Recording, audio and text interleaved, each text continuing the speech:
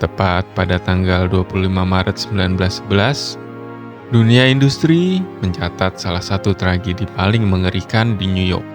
Sebuah pabrik pakaian bernama Triangle Shirtwaist terbakar hebat dan menewaskan 146 pekerjanya.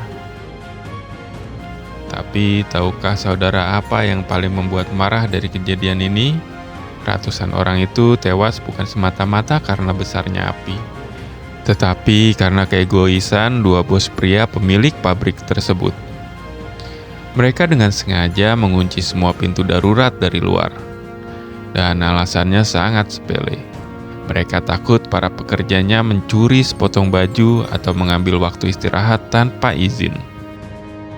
Demi menjaga aset, para bos ini mengorbankan nyawa ratusan orang.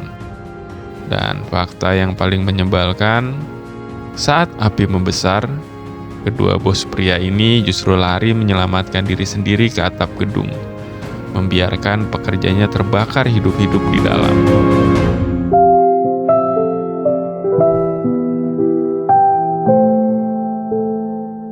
Sobat Teras Iman, saat mendengar kisah bos pabrik yang egois itu, darah kita mungkin langsung mendidih. Tapi, mari kita berkaca sejenak. Berapa banyak dari kita para suami dan ayah yang diam-diam memiliki karakter persis seperti bos pabrik tersebut di dalam rumah tangga kita. Banyak pria mengidap sindrom sang mandor. Kita selalu ingin memegang kendali atas segalanya. Saat istri kita berbuat salah atau anak kita tidak sengaja merusak barang, kita langsung marah besar. Dan parahnya, untuk menghukum mereka, kita sengaja mengunci pintu darurat pengampunan. Kita mendiamkan istri berhari-hari. Kita pasang wajah sangar di meja makan dan kita ciptakan suasana rumah yang panas. Kita pikir kita sedang mendidik mereka. Padahal sebenarnya kita sedang mengunci keluarga kita dalam ruangan yang terbakar oleh ego dan amarah kita sendiri. Sobat, mari kita ingat kembali teguran keras dari khotbah minggu lalu. Kesalahan istri atau orang lain pada kita itu paling mentok ada di level 5. Tapi dosa-dosa yang kita lakukan kepada Tuhan, kesombongan kita, pikiran kotor kita, dan kebohongan kita itu ada di level 10.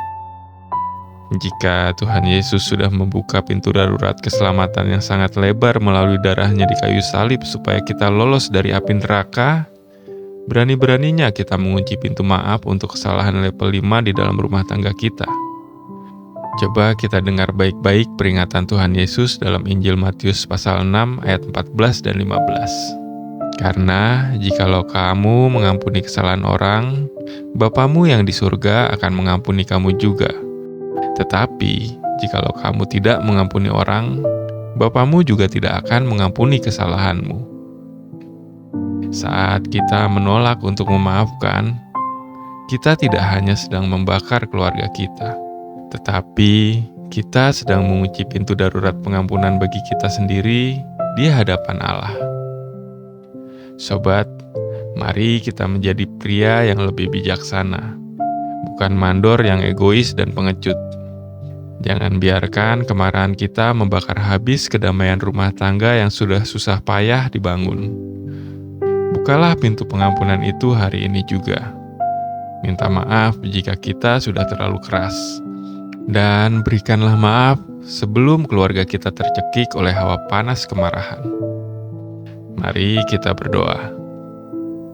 Bapa di surga, ampuni kami para suami yang seringkali bersikap seperti mandor yang kejam di dalam rumah. Kami sadar dosa kami kepadamu jauh lebih besar, namun Engkau tetap membukakan pintu anugerah melalui salib Kristus. Hancurkan keangkuhan kami hari ini Tuhan. Tolong kami untuk segera membuka pintu maaf bagi istri dan anak-anak kami, agar kesejukan kasih-Mu kembali mengalir di keluarga kami. Di dalam nama Tuhan Yesus kami berdoa. Amin.